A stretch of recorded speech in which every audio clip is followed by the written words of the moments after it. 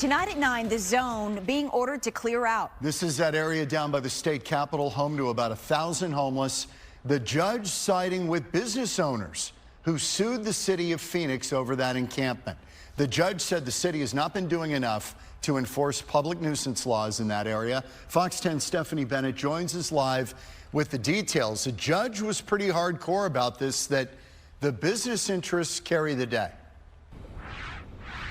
Yeah, that's exactly right, John and Christina. Good evening. Now, the lawsuit ultimately means that all of those tents and all of the structures inside of the zone, well, they got to go. We spoke with business owners today who are happy with their win, and we also spoke to some of the unsheltered population who live down there and got some mixed reactions.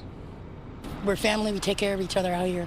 We always do. Sarah has been living on the streets south of Jefferson and 7th Avenue for the last 2 years. The area is often referred to as the zone, where street after street you will find homeless encampments and tents. Today, she's coming to terms with the court's ruling. It's horrifying. You know, this is where people call their homes and they feel comfortable within this space and within their space.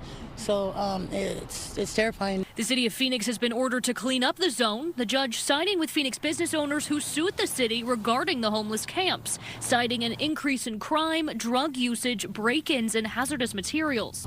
I have an interview tomorrow with somebody who doesn't want to even drive in there because they're frightened.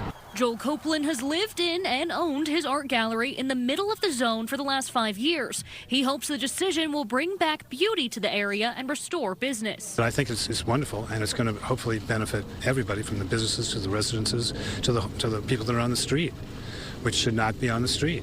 There need to be a place where they can have access to toilets and showers. In addition to removing the tents, the lawsuit states the city should pick up trash, human feces, and drug paraphernalia. Chantel Washington used to live in the zone before seeking help and agrees with the ruling. For them to rule that they're going to clean out this area, it'll be good. In response, the city of Phoenix sent Fox 10 a statement saying, in part, "We remain committed to addressing the needs of all residents and property owners. We continue to work with local and regional partners to address the complex issues surrounding those experiencing homelessness and to connect people in need with safe indoor spaces and resources to help end their homelessness."